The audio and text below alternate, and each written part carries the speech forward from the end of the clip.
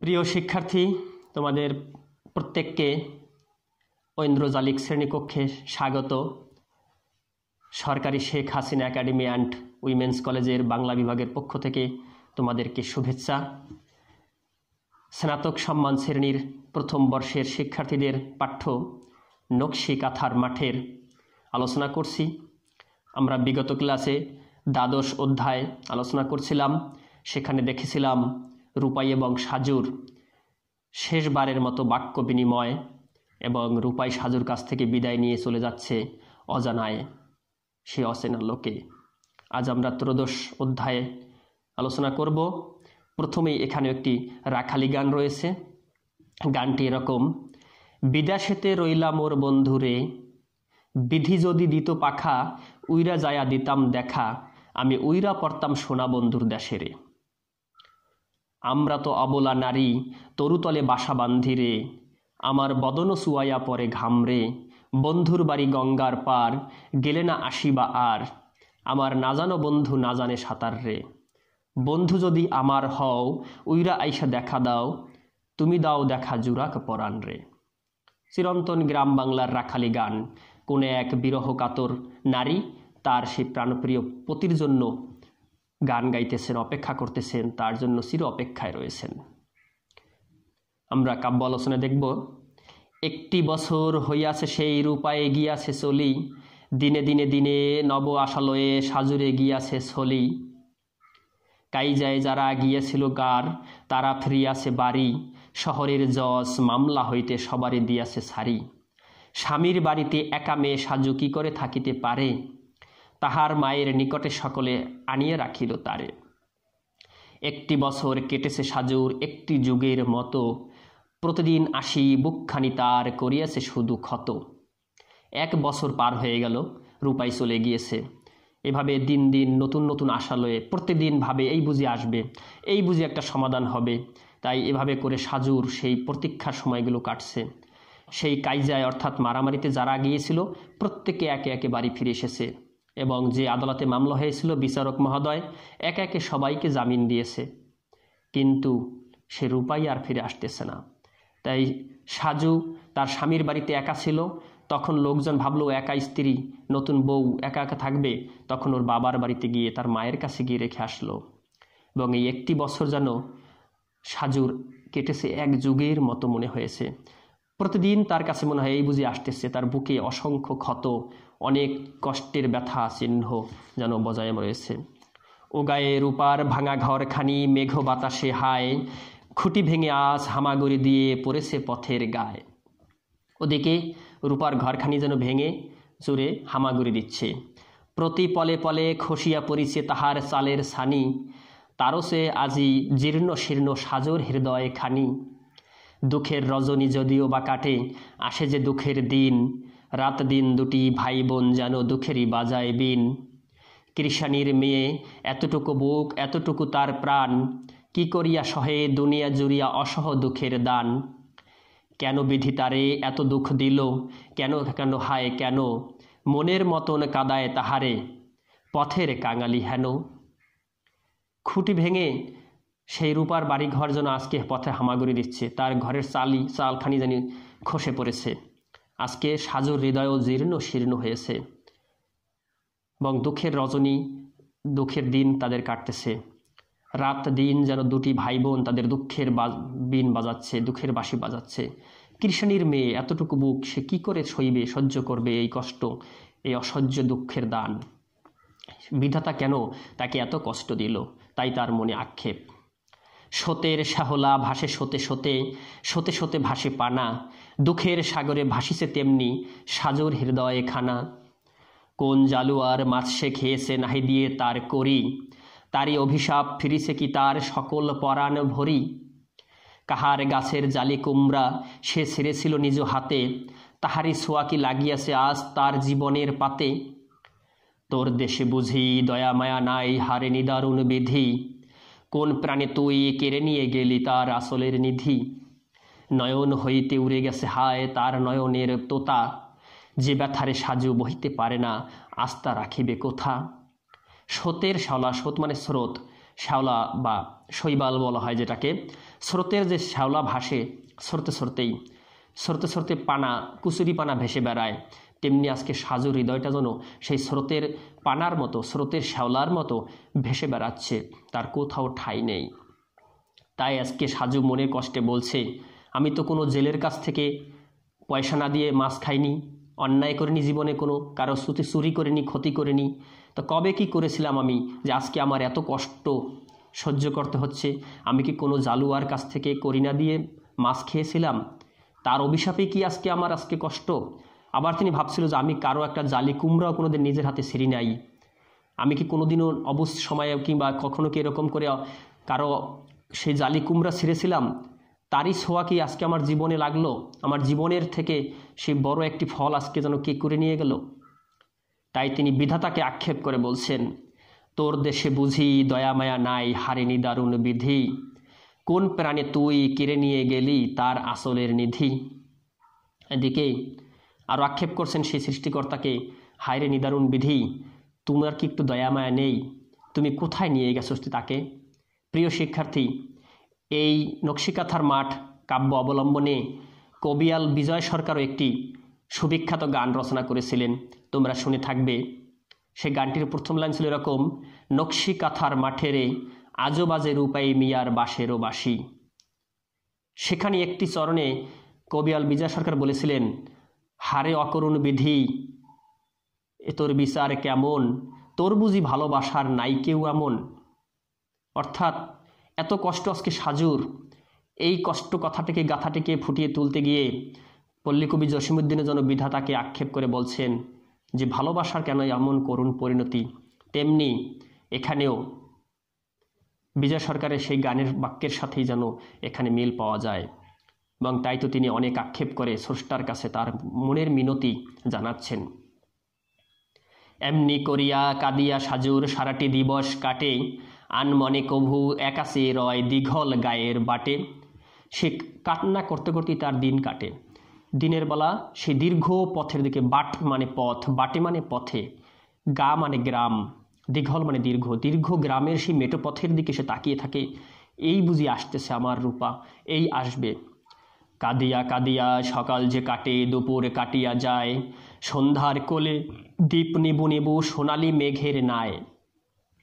তবু তো আসে না, বুকখানি সাজু নখে নখে আজ ধরে, পারে যদি তবে সিরিয়া ফেলায় সন্ধ্যার কাল গড়ে। কত অপেক্ষা, কত বিরহ, কত কষ্ট, তবু ফিরে আসছে না তার প্রাণ পাখি।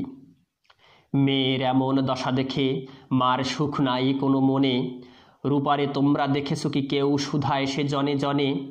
গায়ের সবাই অন্ধ হয়েছেও এত লোক হাটে যায়, কোনো দিন কি গো রূপাই তাদের চক্ষে পড়ে নিহায়। এদিকে সাজুর মা, সেও মেয়ের এই করুণ দশা দেখে সে খুব ব্যথিত। তাই গ্রামের লোকজন যে হাটে যায় তাদের প্রত্যেককে সে বলে, তোমরা এত হাটে বাজারে এত লোক আসে, আমার রূপাকে তোমরা দেখো না? তাকে তোমাদের চোখে কখনো পড়ে না? খুব ভালো করে খোঁজে যেন তারে, বুড়ি ভাবে মনে মনে, রূপাই কোথাও পালাইয়া আসে হয়তো হাটের কোণে। তাই আবার বলছে, তোমরা ভালো করে হাটের মধ্যে খুঁজবা, রূপাই হয়তো কোনো এক কোণে পালিয়ে রয়েছে। ভাদ্র মাসেতে পাটের ব্যাপারে কেউ কেউ যার গায়, কেউ কেউ যার গার, নানা দেশে তারা নাও বেয়ে যায় পদ্মা নদীর পার। ভাদ্র মাসে পাটের ব্যাপারী পদ্মা নদীর পারে যায়, দূর দূরান্তে যায়। জনে জনে বুড়ি বলে দেয়, দেখো যখন যেখানে যাও, রূপার তোমরা তালাশ লইও খোদার কসম খাও। সেই পাটের ব্যাপারীদের কাছে যারা দূরদেশে যায় তাদের কাছে সাজুর মা বলে, তোমরা যেখানেই যাও আমার রূপার একটু খোঁজ নিও, রূপার একটু খবর নিও। তোমরা খোদার কসম খেয়ে তাদেরকে একটু প্রতিজ্ঞা করায়, তোমরা অবশ্যই একটু রূপার খোঁজ নিও। বর্ষার শেষে আনন্দে তারা ফিরে আসে নায়ে নায়ে, বুড়ি ডেকে কয়, রূপারে তোমরা দেখো নাই কোনো গায়ে। বুড়ির কথার উত্তর দিতে তারা নাহি পায় ভাষা, কি করিয়া কহে আর আসিবে না যে পাখি ছেড়েছে বাসা। তাই আবার বর্ষা ঋতু যখন শেষ হয় তখন সেই পাটের ব্যাপারীরা ফিরে আসে দেশে। তাদেরকে জিজ্ঞাসা করে সাজুর মা, তোমরা কি দেখেছো কোনো গ্রামে? তো বুড়ির কথার কোনো উত্তর তো তারা দিতে পারে না, কারণ তাকে যে দেখে না এই কথা বললে তো বুড়ি কষ্ট পাবে, সাজু কষ্ট পাবে। তাই তাদের মুখে ভাষা নাই, তারা কিছু বলতে পারে না। তারা কি করে বলবে যে পাখি বাসা ছেড়েছে সেই পাখি আর বাসায় ফিরবে না। চৈত্র মাসেতে পশ্চিম হতে জন খাটিবার তরে, মাথাল মাথায় বিদেশি চাষিরা সারা গাঁও ফেলে ভরে। সাজুর মায়ে যে ডাকিয়া তাদের বসায় বাড়ির কাছে, তামাক খাইতে হুকো এনে দেয় জিজ্ঞাসা করে পাশে। চৈত্র মাসের দিনে পশ্চিম দেশ থেকে শ্রমিক হিসেবে কাজ করার জন্য এলাকায় জন্ড খাটবার জন্য লোক আসে, তাদেরকে তাদের পাশে বসতে দেয়, তাদেরকে তামাক খেতে দেয়। তাদেরকে জিজ্ঞাসা করে সাজুর মা, তোমরা কি কেউ রূপায় বলিয়া দেখেছো কোথাও কারে? নিটল তাহার গঠন গাঠন কথা কয় ভারে ভারে, এমনি করিয়া বলে বুড়ি কথা তাহারা চাহিয়া রয়, রূপারে যে তারা দেখে নাই কোথা কেমন করিয়া কয়, যে গাছ ভেঙেছে ঝরিয়া বাতাসে কেমন করিয়া হায়, তারি ডালগুলো ভেঙে যাবে তারা কঠোর কুঠার ঘায়। তাই তাদেরকে জিজ্ঞাসা করে, তোমরা কি এই নিটল তার গঠন গাঠন এবং কথা একটু ধীরে ধীরে বলে এমন বর্ণনা রূপাই নামে তোমরা কি কাউকে দেখেছো? কিন্তু সেই পরদেশী শ্রমিক যারা পশ্চিম দেশ থেকে এসেছে তারা তাদের দিকে চেয়ে রয় এবং বলে যে রূপারে যে তারা দেখে না এই কথা তারা কি করে বলবে। তারা এও মনে মনে ভাবে যে গাছের ডাল ভেঙেছে সেই ডাল কি আর জোড়া লাগে? সে কঠোর কুঠারের আঘাতে যা ছিন্ন হয়েছে তা কি আর কখনো জোড়া লাগে? কেউ কেউ বলে তাহারই মতন দেখেছিনু একজনে, আমাদের সেই ছোট গার পথে চলে যেতে আনমনে। কেউ একজন বলে তার মতো মনে হয় একজন দেখেছিলাম। আচ্ছা তাহারে সুধাওনি কেহ, কখন আসিবে বাড়ি? পরদেশে সে যে কোন প্রাণে রয় আমার সাজুরে সারি। তা সাজুর মা বলছে, তোমরা তাকে কেউ জিজ্ঞাসা করনি সে কবে বাড়ি আসবে? আমার এই সাজুকে ছেড়ে সে কী করে দূরে রয়? গাঙে পড়া লোক যেমন করিয়া তৃণটি আঁকড়ি ধরে, তেমনি করিয়া চেয়ে রয় বুড়ি তাদের মুখের পরে। আসলে তারা সবাই সান্ত্বনা দেয় বুড়িকে, একটু অনুমান দেয়, কিন্তু আসলে তো আর রূপেকে তারা কেউ দেখেনি। তাই একজন মানুষ যদি নদীতে পড়ে একটা খড়কুটো পেলেও ওই খড়কুটোটা ধরেই বাঁচার আশা রাখে, তেমনি সাজুর মা কিংবা সাজু ওই মানুষে একটু সান্ত্বনা দেওয়ার জন্য যা বলে সেই কথাটা কি তারা আশা বাঁচিয়ে রাখে যে হ্যাঁ আমার রূপাই বেঁচে আছে, রূপা আসবে। মিথ্যা করেই তারা বলে সে যে আসিবে ভাদ্র মাসে, খবর দিয়েছে বুড়ি যেন আর কাঁদে না তাহার আসে। তাই মিথ্যা করে বলে যে ভাদ্র মাসে আসবে এবং সে খবর দিয়েছে বুড়ি যেন আমার জন্য কান্না না করে। এত যে বেদনা তবু তারই মাঝে একটু আশার কথা, মুহূর্তে যেন মুছাইয়া দেয় কত বড় সের ব্যথা। একটু আশার বাণী শোনালে তার জন্য অনেক কষ্টটা একটু লাঘব হয়, তার মনের কথা ব্যথাগুলো দুঃখ দূর হয়। মেয়েরে ডাকিয়া বারবার কহে ভাবিস না মাগো আর, বিদেশি চাষিরা কয়ে গেল মোরে খবর পেয়েছে তার। মেয়েকে মা বুঝাচ্ছে, মা তুই কান্দিস না, ওই বিদেশি যারা কৃষক এসেছিল, চাষি এসেছিল, শ্রমিক যারা, তারা বলেছে তারা রূপার খবর পেয়েছে। মেয়ে শুধু দুটি ভাষা ভরা আখি ফিরালো মায়ের পানে, কত ব্যথা তার কমিল ইহাতে সেই তাহা আজ জানে। গণিতে গণিতে শ্রাবণ কাটিল, আসিল ভাদ্র মাস, বিরহী নারীর নয়নের জলে ভিজল বুকের বাস। এভাবে সেই ব্যথিত নারী সাজু অপেক্ষায় থাকে, তার মনে তো কোনো পরিবর্তন হয় না, আজকে সে খুব কষ্টে আছে, ব্যথিত, এবং সে গুনতে থাকে শ্রাবণ মাস কাটলো, ভাদ্র মাস আসলো, কিন্তু সেই বিরহী নারীর নয়নের জলে, চোখের জলে তার বুকের বসন যেন ভিজে যায়। বাস মানে বসন, বুকের বাস, বুকের বস্ত্র, বুকের বসন যেন তার চোখের জলে ভিজে যায়। আজকে আসিবে কালকে আসিবে হায় নিদারুণ আশা, ভোরের পাখির মতন শুধু এই ভোরে ছেড়ে যায় বাসা। আজকে কত না কথা লয়ে যেন বাজিছে বুকের বিনে, সেই যে প্রথম দেখিল রূপারে বদনা বিয়ের দিনে। তারপর সেই হাট ফেরা পথে তারে দেখিবার তরে, ছল করে সাজু দাঁড়ায়ে থাকিত গায়ের পথের পরে। নানা সুতো ধরি কত উপহার তারে সেজে দিত আনি, সেই সব কথা আজ তার মনে করিতেছে কানাকানি।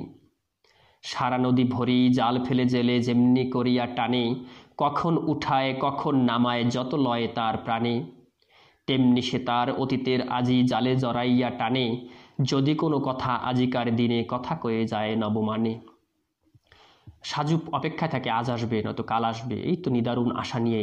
ভোরের পাখি যেমন সকালবেলা বাসা ছেড়ে যায়, তার আশা থাকে হয়তো সন্ধ্যায় আবার ফিরে আসবে, তেমনি যেন তার মনের মধ্যে এবং সে বিভিন্ন দিকের স্মৃতি আজকে তার মনে ভেসে ওঠে। সেই বদনা বিয়ের দিনে সেই দৃশ্য, সেই রূপাই ঘরের চাল ছাইতেছিল, তখন সেই তাদেরকে দেখা সেই দৃশ্যগুলো আজকে তার মনের মধ্যে ফুটে ওঠে।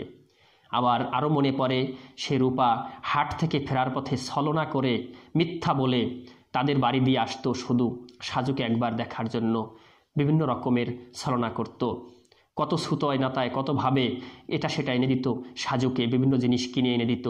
সেই সব কথা আজকে তার মনের মধ্যে কানাকানি করতেছে। যেমন জেলে সারা নদীতে জাল ফেলতে থাকে, এই বুঝি মাছ পাবে, এই বুঝি মাছ পাবে, তেমনি যেন আজকে সাজুও জাল ফেলে রয়েছে, কখন তার প্রাণপাখি আসবে ফিরে। তেমনি তার সেই অতীতের স্মৃতিগুলো তার জালে যেন জড়িয়ে টানতেছে, সে এক একটা কথার নতুন নতুন মানে খুঁজে ফেরাচ্ছে। আর যেন তার কোনো কাজ নাই অতীত আধার গাঙে, ডুবারুর মতো ডুবিয়া ডুবিয়া মানিক মুকুদা মাঙে। আজকে তার কোনো কাজ নেই, শুধু সেই অতীত স্মৃতিতে সে সাঁতরে বেড়াচ্ছে, অতীত স্মৃতিতে, অতীত নদীতে সে যেন সাঁতার কাটতেছে, অতীত আধার গাঙে, গাং মানে নদী, এবং সে ডুবুরির মতো যেন ডুব দিয়ে মানিক মুক্তা মাঙে, মাঙে মানে ভিক্ষা করে, সে যেন নদীতে ডুব দিয়ে মানিক মুক্তা, মুক্তা মানিক্য এগুলো তো সে ভিক্ষা করে বা সেগুলো প্রত্যাশা করে, তেমনি যেন আজকে সাজু সেই প্রত্যাশা করতেছে। এতটুকু মান, এতটুকু স্নেহ, এতটুকু হাসি খেলা, তারই সাথে সাজু ভাসাইতে চায় কত না সুখের ভেলা। হায় অভাগিনী, সে তো নাহি জানে আগে যারা ছিল ফুল, তারাই আজিকে ভুজঙ্গ হয়ে দহিছে প্রাণের মূল।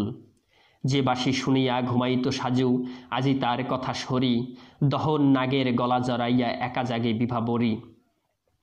তাই আজকে যেন সে যে ভুজঙ্গ, সাপে দংশন করলে মানুষ মারা যায়, সে সাপকে পেলেও সে যেন জড়িয়ে থাকতে চায়।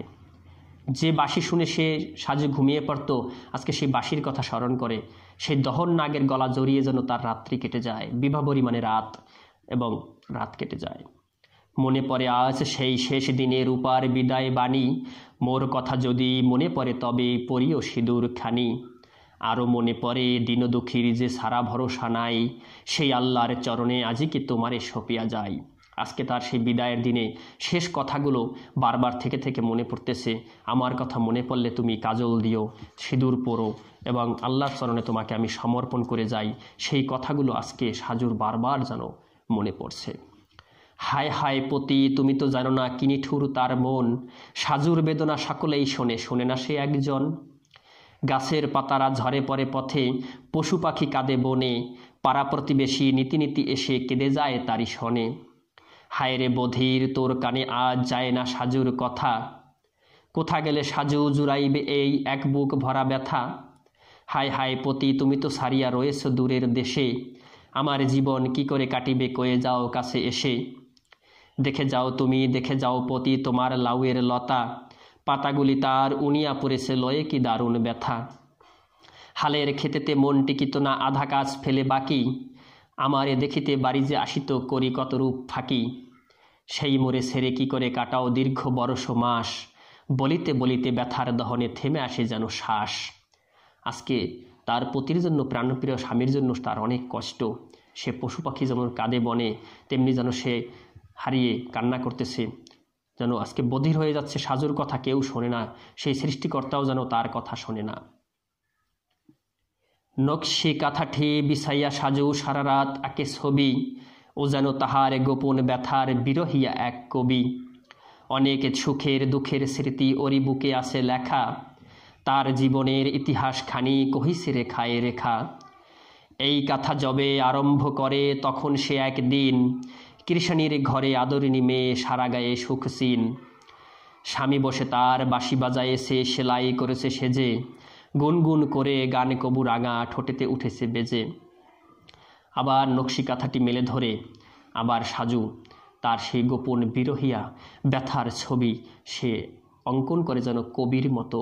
আজকে যেন সাজু নিজে কবি, এক চিত্রশিল্পী, কিংবা তার জীবনের সকল দুঃখ নকশি কাঁথার বুকে সে চিত্রায়িত করে যাচ্ছে।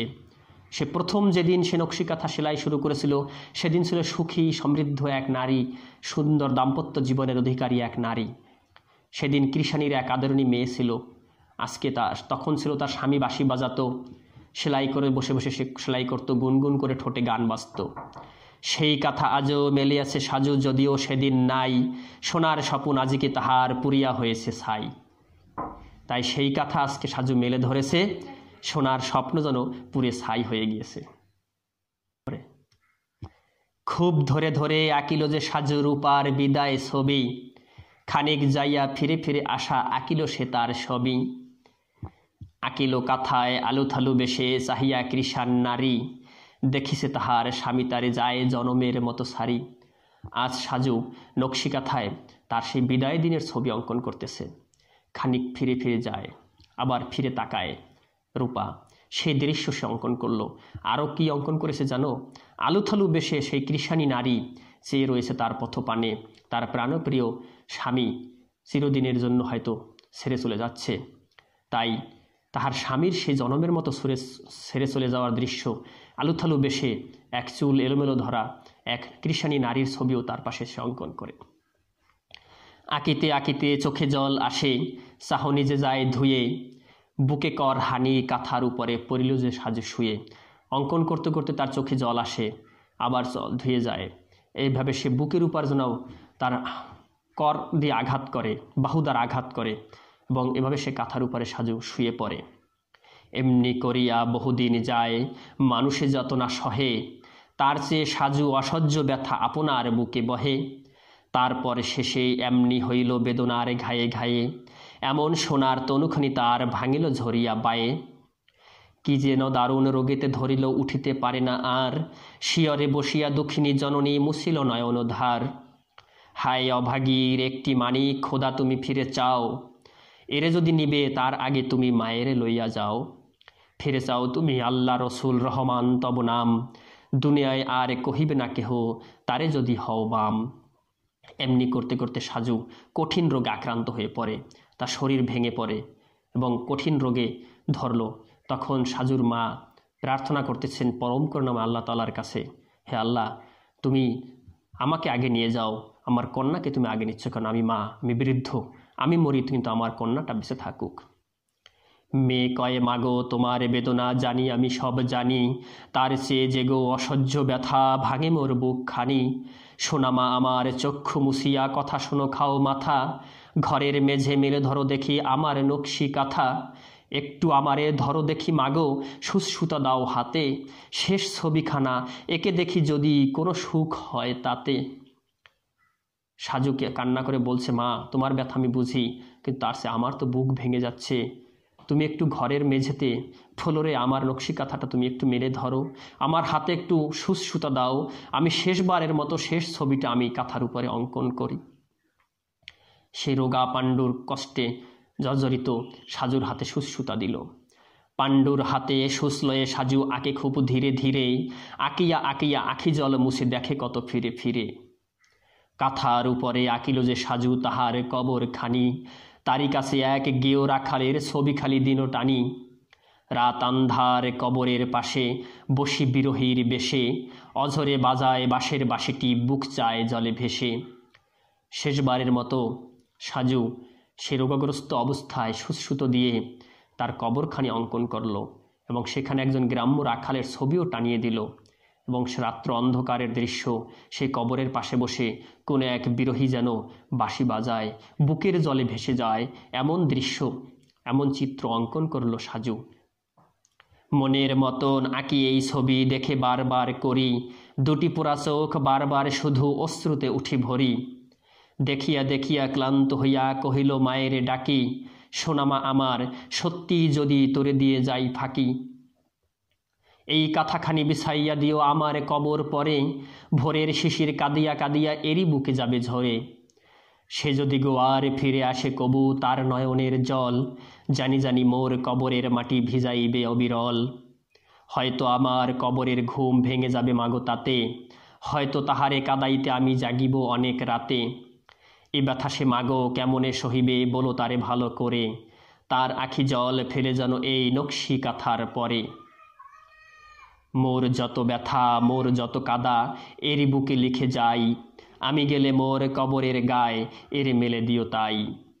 মোর ব্যথা সাথে তার ব্যথাখানি দেখে যেন মিল করে, জনমের মতো সব কাদা আমি লিখে গেনু কাঁথা ভরে। বলিতে বলিতে আর যে পারে না জড়াইয়া আসে কথা, অচেতন হয়ে পড়িল যে সাজু লয়ে কি দারুণ ব্যথা।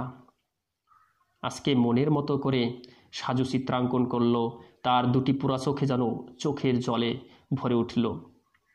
ডেকে সে তার মাকে কান্না করে বলল, সোনা মা আমার, সত্যি যদি আমি তোমাকে ফাঁকি দিয়ে চলে যাই, আমার কবরের উপর আমার এই নকশি কাঁথাটা তুমি বিছিয়ে দিও।